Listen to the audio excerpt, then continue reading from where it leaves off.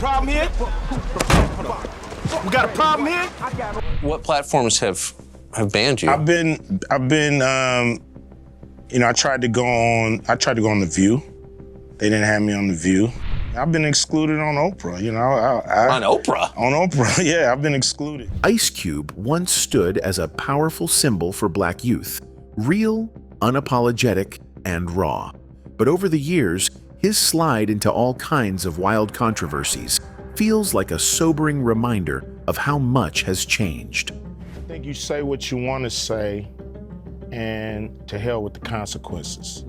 From his rumored high-profile feud with Mike Epps to aligning himself with conservative pundits and politicians. So why would you be doing this of all interviews? I mean, you could do an interview with anyone, you're doing an interview with me. Because I think it's silly not to talk to people. Cube has left many fans asking, how did a man who once preached about being true to the game become part of the very system he once raged against? Let's dive in. So, after dominating the rap game with one of the most iconic hip-hop groups of all time, NWA, Ice Cube didn't just ride the wave, he carved out his own path. Leaving the group and going solo was a bold move, but it paid off. His solo career took off like wildfire, with No Vaseline standing as one of the most blistering diss tracks in rap history, and an album that many still rank among the greatest of all time. But Cube wasn't done. He had his sights set on Hollywood, and just like he did with music, he came in strong. One of the biggest milestones in Ice Cube's film career came with Friday, the now classic hood comedy that paired him with Chris Tucker. It was raw, hilarious, and hit a nerve with audiences in a way that made it an instant cult favorite. The success of Friday opened the door to sequels, but that's also when the cracks slowly started to show. How you at? Oh, it's cool. When Chris Tucker didn't return for next Friday, fans were quick to speculate. The rumor mill spun stories of money disputes being the reason for Tucker's exit. Two from the franchise. Over money. Yeah, well, see. And other things. But Ice Cube would later clear the air, saying that the decision wasn't about cash. In his own words, "We were ready to pay Chris Tucker $10 to $12 million to do next Friday, but he turned us down for religious reasons. He didn't want to cuss or smoke weed on camera anymore." With Tucker out, Mike Epps was brought in to fill the comedic void, playing Day Day, a new character that brought a different kind of energy to the franchise. Now I'm telling you, if Pinky come in this store and see you doing the X Games the counter, we both... While Epps definitely had his own charm and comedic style, not all fans were on board. Some felt the shift in cast and tone diluted what made the original Friday so special.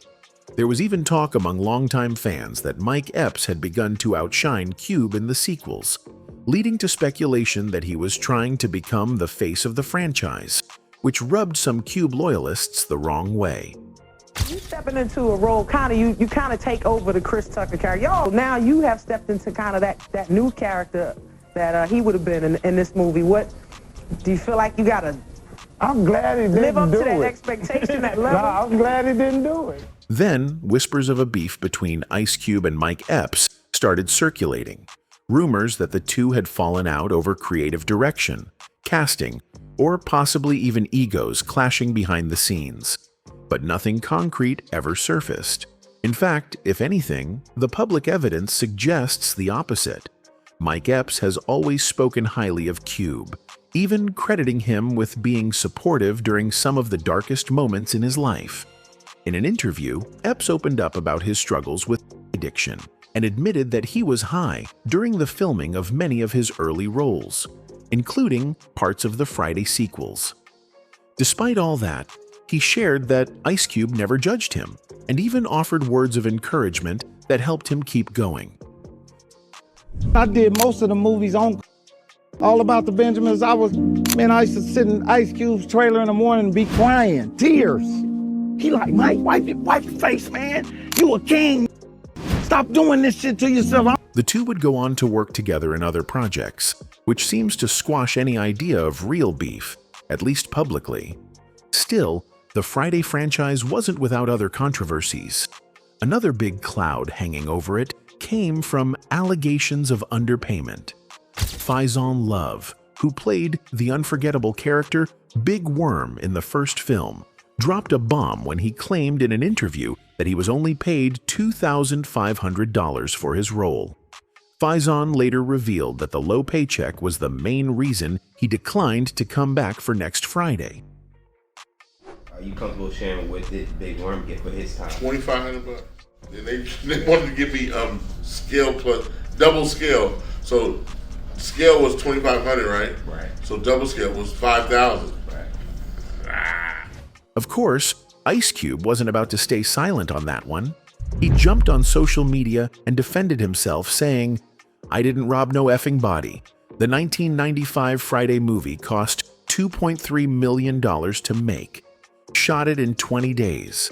Faizon worked 1 day, maybe 2. All the actors got paid scale to do the movie. They could have simply said no, but they didn't. So miss me with that BS." Ice Cube's fall from grace in the eyes of many fans hasn't just been about creative decisions. It's also been fueled by a long string of controversies that have landed him square in the crosshairs of public scrutiny. One of the most explosive moments came in 2020, right in the middle of the George Floyd protests, when millions of people were coming together to demand justice and racial equality. While much of the world was focused on unity and fighting systemic racism, Ice Cube shocked everyone by going on an all-day posting spree on Twitter that raised a lot of eyebrows, and not in a good way. It started with what looked like support for the movement, a retweet of an image showing a dog defecating on a Confederate flag. But soon after, the tone of Cube's post took a strange and controversial turn. He began sharing a string of cryptic and heavily loaded images, many of which appeared to nod to anti-Semitic conspiracy theories. One particularly disturbing image showed a black cube suspended inside a 5-pointed Star of David, an image associated with the so-called Black Cube of Saturn, which conspiracy theorists have connected to everything from secret occult orders to bizarre claims that Jewish people are behind global manipulation. The Daily Beast even called out the image, saying that putting that cube inside the Jewish star heavily implies that Jewish people are stoking the flames of division. Some of the symbols Cube shared have also been tied to debunked conspiracy theories, linking Jewish people to the 9/11 attacks, and even COVID-19. It was a lot, and it didn't stop there. One of the most disturbing images Cube posted showed men with exaggerated stereotypical features commonly used in anti-Semitic propaganda, playing Monopoly on the backs of black people. That image came from a 2012 mural in London's Tower Hamlets neighborhood, which was later removed due to its offensive and deeply problematic nature. The message many took away from it was that Jewish people were profiting off black suffering, an accusation rooted in dangerous and age-old tropes. As the backlash rolled in, Cube stood firm. When someone called him out for being anti-Semitic, his response was, "What if I was just pro-black?" "This is the truth, brother. I didn't lie on anyone. I didn't say I was anti-anybody. Don't believe the hype. I've been telling my truth." He doubled down further, writing, "You know who I am and what I stand for. I believe in actual facts and I stand on the truth alone. Lies get spit on." But many weren't having it. Acclaimed author and professor Roxane Gay didn't mince words when she responded to one of the posts featuring a Star of David. She tweeted, "It is impossible to take you seriously with regards to social justice or anything when you post anti-Semitic imagery. What the F are you doing?" BT News host and Temple University professor Mark Lamont Hill, a known activist himself, also chimed in, pointing out that this wasn't even Cube's first offense. Sadly, no. This is his second anti-Semitic post in a week. Conspiracy theories of Jewish global domination are textbook anti-Semitism, Hill wrote. Again, Cube replied with the same stance. What if I was just pro-black? As more criticism poured in, Ice Cube didn't walk anything back. In fact, he seemed to lean deeper into the controversy. He tweeted a kind of warning, writing, "Don't believe the hype. The devil will come at me and you with this tactic. 1. Dismiss us. 2. Discredit us. 3. Demonize us. 4. Destroy us. The formula they used against Martin Luther King Jr. and many others, including women during the so-called witch hunt. And just in case anyone thought his account might have been hacked, Cube made it clear. This is Cube. My account has not been hacked, he tweeted. I speak for no organization. I only speak for the meek people of the earth. We will not expect crumbles from your table. We have the power of Almighty God backing us all over the earth. No more talking. Repent. For those familiar with Cube's history, this wasn't his first time being accused of anti-Semitism either.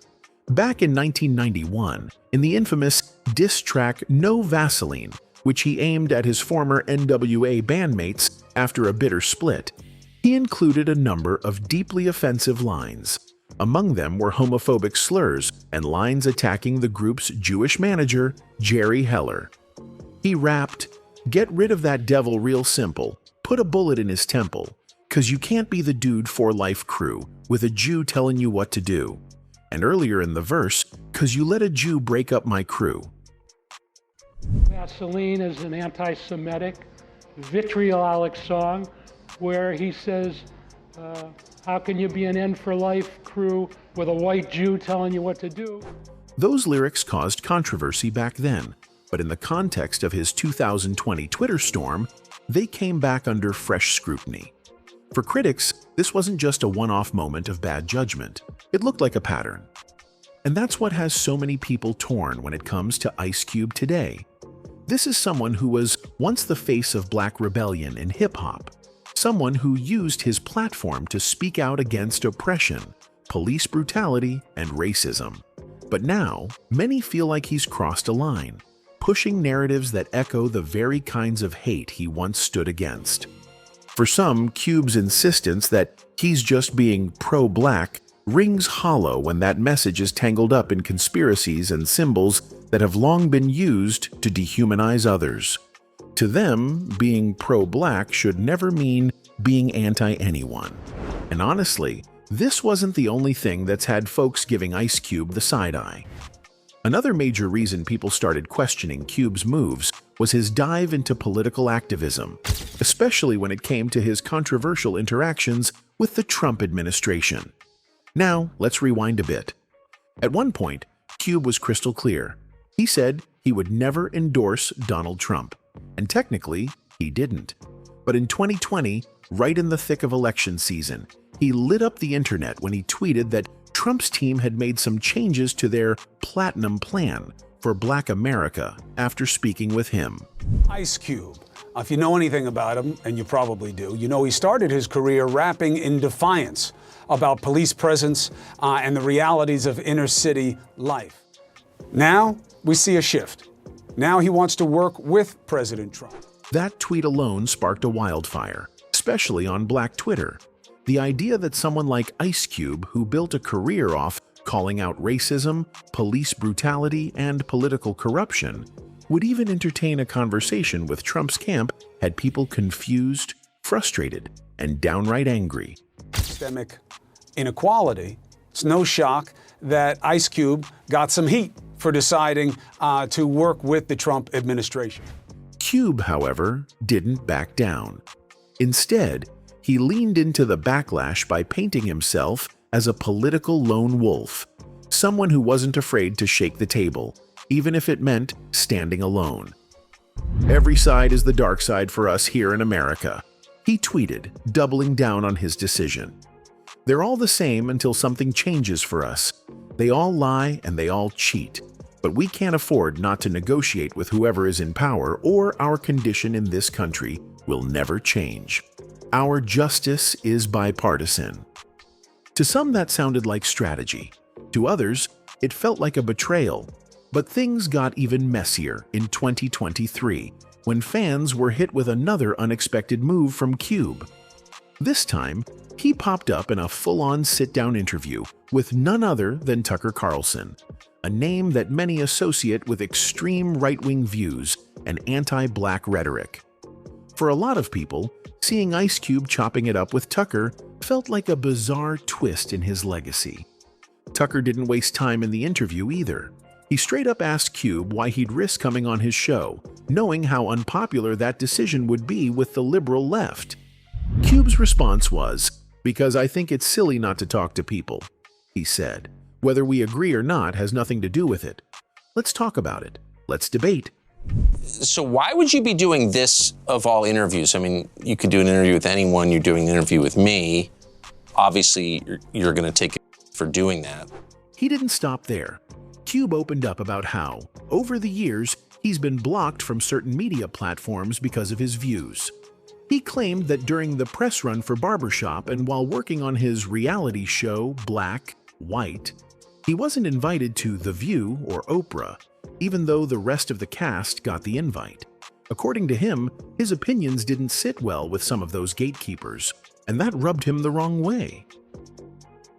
What platforms have banned you? I tried to go on The View. They didn't have me on The View. But I've been excluded. I've been excluded on Oprah, On Oprah? On Oprah, yeah, I've been excluded. Then came the moment where Carlson brought up the Trump controversy again, asking Cube if he thought meeting with Trump's team back in 2020 had crossed the line. Cube didn't flinch. "I think some people didn't like that," he said, "but I think it's idiotic. Enemies meet. We've just got to talk. That's the only way we're going to work this out.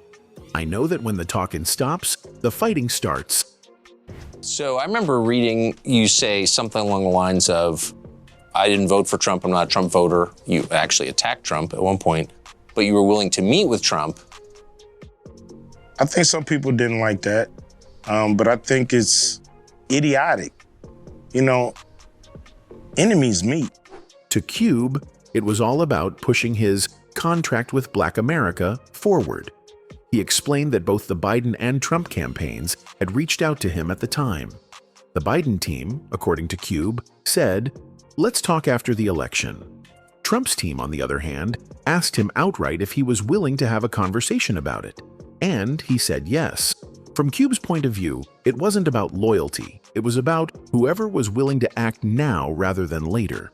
But for a lot of his fans, that logic didn't land, especially when they noticed that Carlson wasn't the only controversial figure Cube had been cozying up with. He also sat down with Joe Rogan and Piers Morgan, two other names often criticized for pushing right-leaning or problematic narratives. That string of appearances made it seem, at least to some folks, like Cube was intentionally leaning into the conservative spotlight. To those fans, it felt like another rapper falling into the same trap, getting too close to the very people and systems that have historically harmed the Black community. Another major part of Ice Cube's long list of controversies revolves around some of his films. While classics like Boys in the Hood and Straight Outta Compton are widely celebrated and critically acclaimed, they weren't without their fair share of drama. We got a problem here? We got a problem here? These films sparked heated debates about how accurately they portrayed real-life events and whether Hollywood was profiting off the pain and struggles of the Black community. In some cases, they were even linked to incidents of violence. Take Straight Outta Compton, for example. The film's production wasn't smooth sailing. It faced several controversies, including issues with casting calls and multiple acts of violence on set. Tragically, one person was killed. The set experienced a drive-by shooting, and they even had to hire actual gang members for protection. Right, so the filming starts. 7 days into the filming, a drive-by shooting happens right in front of the cast and crew. First off, for the sake of authenticity, the filmmakers had to shoot some scenes in Compton, where gang activity remains a reality. This decision inadvertently reignited old gang rivalries, causing tensions to flare and tragically resulting in the death of one man. The filmmakers were forced to negotiate with local gangs to maintain peace on set, and this constant threat of violence added a dangerous edge to the production, reminiscent of the violent days of West Coast hip-hop. They needed someone who knew the lay of the land, so the filmmakers brought on Clee Bone Sloan, a Bloods affiliate, to help navigate the tricky terrain. Bone, who had appeared in the movie Training Day, was there to keep things authentic and keep local tensions in check. Bone had a long-standing beef with Suge Knight, spanning more than a decade of bad blood. One of Bone's tasks was specifically to keep Knight away from the set. Unfortunately, this hiring decision would turn out to be deadly. Suge Knight would end up using his pickup truck to run over Bone and another man, Terry Carter, in the parking lot of a Los Angeles burger joint. The outcome was tragic. Terry Carter lost his life, while Bone sustained serious injuries to his head and foot. Video obtained by TMZ shows the January 29th incident where Knight's truck apparently runs over the two men. The truck backs up, hits one man. Seconds later, the truck comes back and runs over. In addition, Knight allegedly issued multiple threatening warnings to the film's director, F. Gary Gray, during filming. Yeah, this is yet another charge for Suge Knight related to the movie Straight Outta Compton. This time he is accused of texting a death threat to the movie's director. As for Boys and the Hood, the situation was even more intense. The film dropped at a time when there weren't many cinemas available, so huge crowds all flocked to the same few theaters. That led to chaos, with gang rivalries erupting right outside movie screenings. Some of those nights turned into some of the most violent in American history, all tied to the film's release. On July 14, 1991, 23-year-old writer-director John Singleton debuted his masterpiece, Boys and the Hood, and he spent the opening night moving around Los Angeles, discreetly slipping into the back of theaters to observe the audience, as directors often like to do. Just minutes after he left the Cineplex Odeon theaters in Universal City near downtown LA, gunfire broke out, wounding 5 people. The lights went down and the screen lit up, and then it just went crazy. There was gunfire. These guys were just chasing each other all over, a 19-year-old moviegoer told the LA Times. Another moviegoer told the Associated Press, people were stampeding. People were running into the bathroom. Good evening. A Chicago man was killed and 20 other people were wounded in disturbances around the country last night. Disturbances linked to the opening of a movie called Boys in the Hood.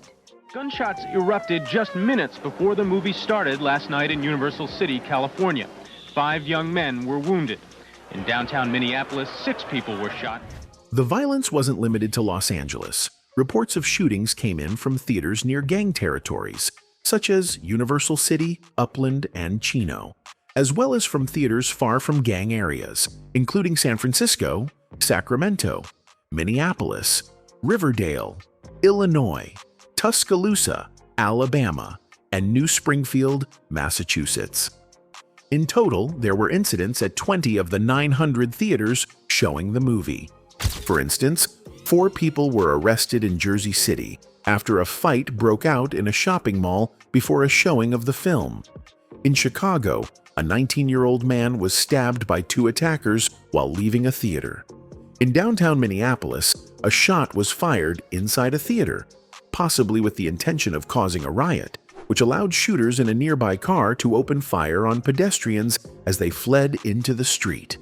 This incident resulted in 4 people being wounded, 2 of them critically. Ice Cube might be controversial to many, but for a lot of people, his controversies still aren't enough to erase his iconic status or the impact he's had on the industry.